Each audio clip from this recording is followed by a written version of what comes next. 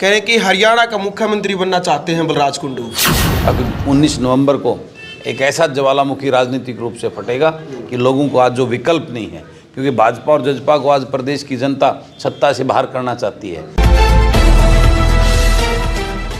नमस्कार, मैं हूं अजय भारद्वाज और आप इस समय ग्राउंड मीडिया देख रहे हैं। साथियों, आप सबको पता है कि एक यूनिक वीडियो हम आप सबके सामने लेकर के आते हैं। भाई फिलहाल हरियाणा की जो राजनीतिक सरगर्मियां हैं वो तेज हो चुकी है। उसी को लेकर के एक बार फिर हमारी टीम जींद मौजूद है। भाई हरियाणा की जो राजनीतिक राजधानी बताया जाता है, चाहे कौन सी भी बड़ी बड़ी पार्टियां रही हो, भाई हरियाणा के अंदर जींद जिले के अंदर सबसे बड़ी रैली करने के कई रिकॉर्ड पहले भी बन चुके हैं। लेकिन हाल फिलहाल जो सोशल मीडिया और मीडिया के ऊपर है सुर्खियां कई दिनों से चल रही है कि 19 नवंबर को जींद के अंदर एक बहुत बड़ी रैली करने जा रहे हैं बलराज कुंडू, जो महम के निर्दलीय विधायक है। कई सवाल हैं, इनसे बातचीत करेंगे। सबसे पहले तो ग्राउंड मीडिया में विधायक जी स्वागत आपका। राम राम जी। Thank you. राम राम।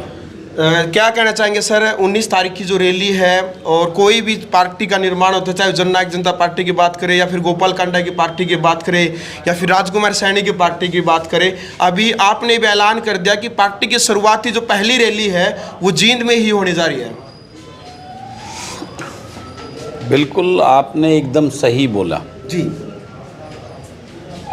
और जींद जिला हरियाणा प्रदेश का हार्ट कहा जाता है जी। और उस सेंटर पॉइंट से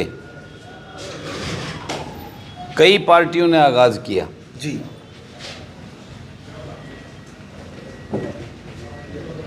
और मैं भी वहीं से करने जा रहा हूं।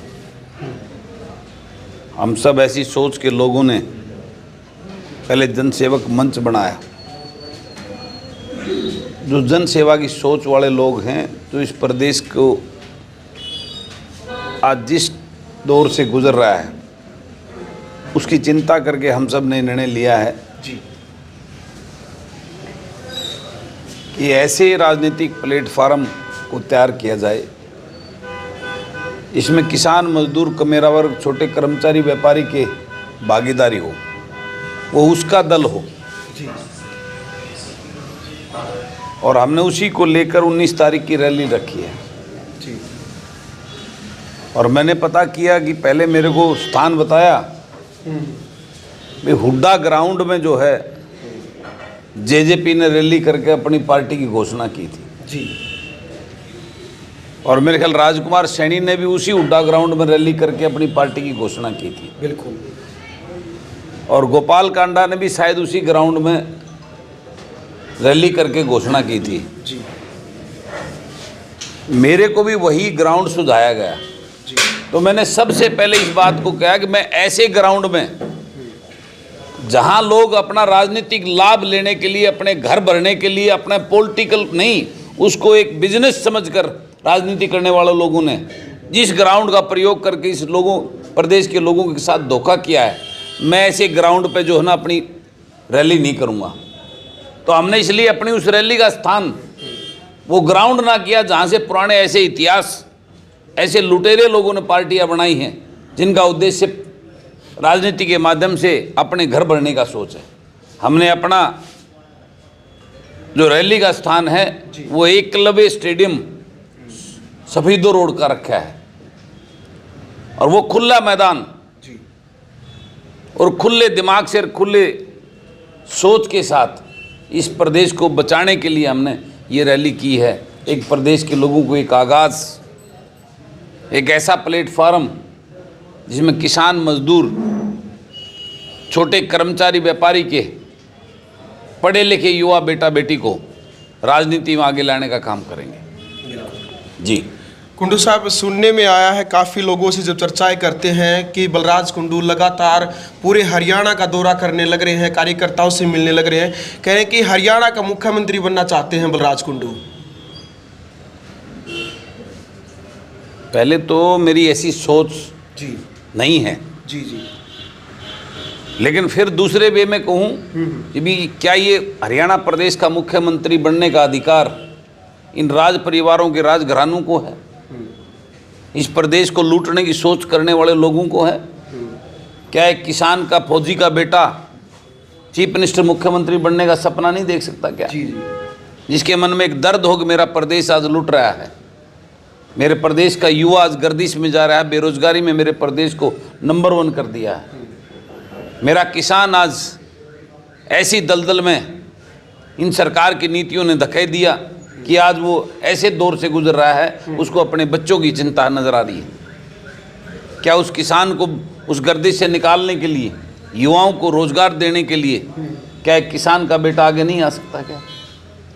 क्या उस गरीब मजदूर को दलदल से बाहर, जो आज गरीबी की दलदल में और उसकी गरीबी का शोषण करके, या आज की राजनीतिक पार्टियां उसका गरीबी का मजाक उड़ाकर महज 5 किलो राशन में उसको वोट डालने की मशीन बनाने की तरफ जा रही है। उस गरीब के बच्चों को जो सरकारी स्कूल में पढ़ाई होती थी, वो स्कूल बंद करने की तरफ जा रही है, ताकि उसके बच्चे पढ़ लिख कर आगे किसी कामयाब उसमें ना बने, वो इनके वोट डालने की मशीन बनते रहें, अनपढ़ रह के मजदूर ही रहें। क्या उसको आगे ले जाने की सोच रखना गलत है क्या? मैं उस सोच को लेकर, उस तड़प और पीड़ा को लेकर मैंने ये बेड़ा उठाया है कि इस प्रदेश के लोगों को, जो ये लूट और झूठ की दुकानें हैं, ये राजघराने जो अपने बच्चों 4-4 पीढ़ी से, पहले उनके दादा, फिर उनके आप बाप खुद, और फिर आगे उनकी नस्लें, क्या इन्हीं को अधिकार है राज करने का? और वो अपने गुलाम और चाटुकारों को पार्टी की टिकट देते हैं ताकि वो जनता की आवाज़ ना बने, वो उनके लिए आरती उतार कर उनकी चाटुकारिता करते रहें, उनके आगे पूछ हिलाते रहें, उनके टुकड़ों पर पलने वाले। इस प्रथा को बदलने के लिए मैंने ये बीड़ा उठाया है।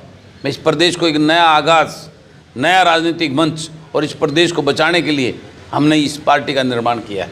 बिल्कुल विधायक जी, लगता नहीं कि कई चुनौतियों का सामना करना पड़ेगा, क्योंकि आपके सामने कई बड़ी बड़ी पार्टियां हैं। जिस टाइम पर बीजेपी से टिकट कटी थी हरियाणा विधानसभा चुनाव, जिस टाइम पर आपने लड़ा था, निर्दलीय जीत करके ये दिखा दिया था कि राजनीति पार्टियों से बढ़ करके समाज सेवा।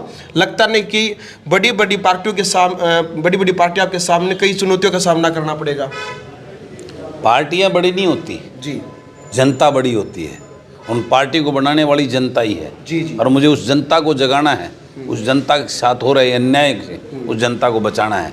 वही जनता निर्णय करेगी और इन पार्टियों को इस प्रदेश से बेदखल करके अपने बेटा बेटी की सरकार बनाने का काम करेगी।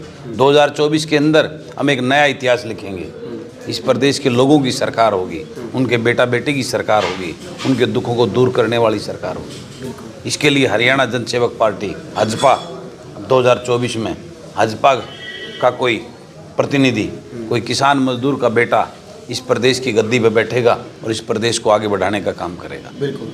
जिस टाइम पर पैदल यात्राओं का दौर था, राहुल गांधी ने भी कहा कि हमारी पैदल यात्रा से पूरे देश में असर पड़ा है। उस तरफ से अभय चौटाला ने भी बड़ा निर्णय कहा, उन्होंने कहा कि हमारी यात्रा से भी असर पड़ा है। बलराज कुंडू की यात्रा जी, उसका क्या हरियाणा की राजनीति में या फिर हरियाणा के लोगों में दिलों में क्या असर पड़ा? बलराज कुंडू की जो पैदल यात्रा थी, यह तो नहीं था कि भैया आप अपना फेस चमकाना चाहते थे, या फिर पैदल यात्रा का हरियाणा की राजनीति में हरियाणा के लोगों के ऊपर क्या असर पड़ा है? मेरी उस पैदल यात्रा का नज़दीक नतीजा ही है जी कि लोगों के दर्द और तकलीफ सुनकर हम सब ने मिलकर ये निर्णय लिया है कि नई ऐसी पार्टी बनाएंगे जी, जो लोगों की अपनी पार्टी होगी। लोग इन पार्टियों से, इन पार्टियों के नीतियों से, इन पार्टियों के सिस्टम से लोग तंग आ चुके हैं। लोगों ने पहले उस कांग्रेस के राज को देखा, उसकी जातियों को देखा, उससे परेशान होकर लोग भाजपा को लेके आए।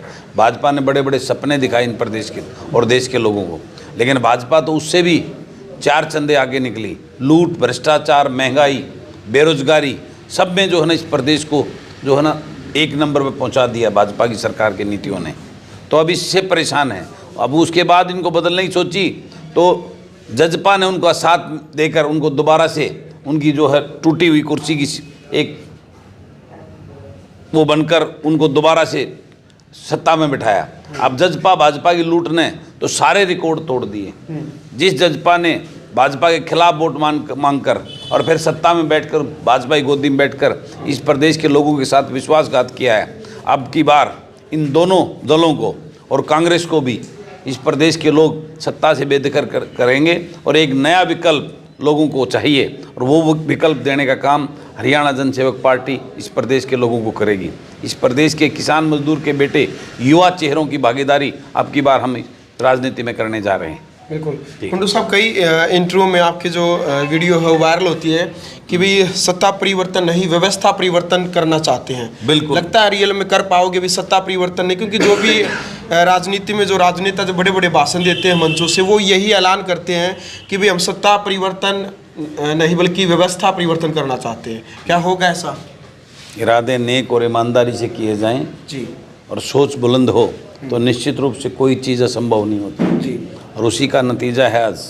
मैं तो एक सामान्य परिवार का नॉन पॉलिटिकल फैमिली से आया हूँ।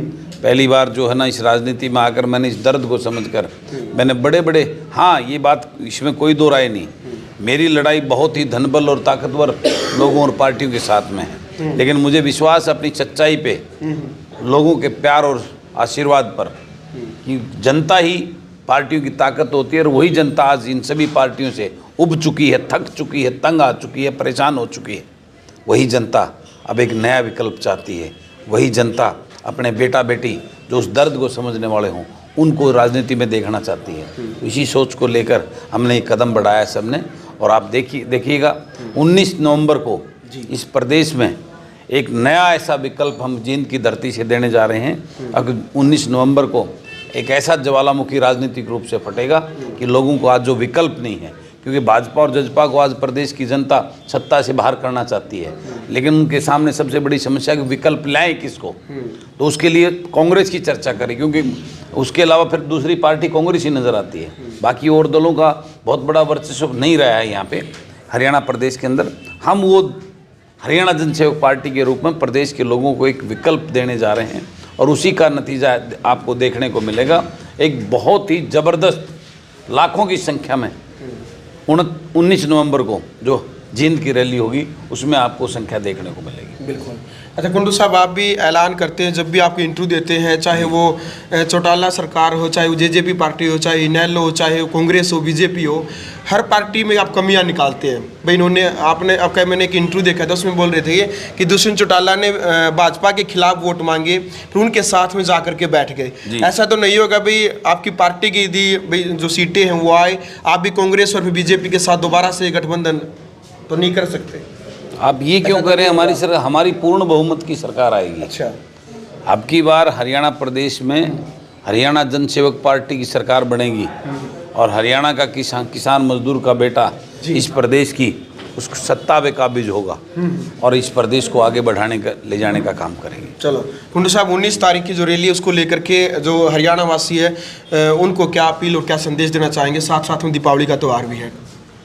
देखिए, मैं आपके चैनल के माध्यम से जी हरियाणा प्रदेश के लोगों को एक अपील और निवेदन करना चाहता हूं कि ये मेरी लड़ाई नहीं है, ये लड़ाई आपके बच्चों की लड़ाई है।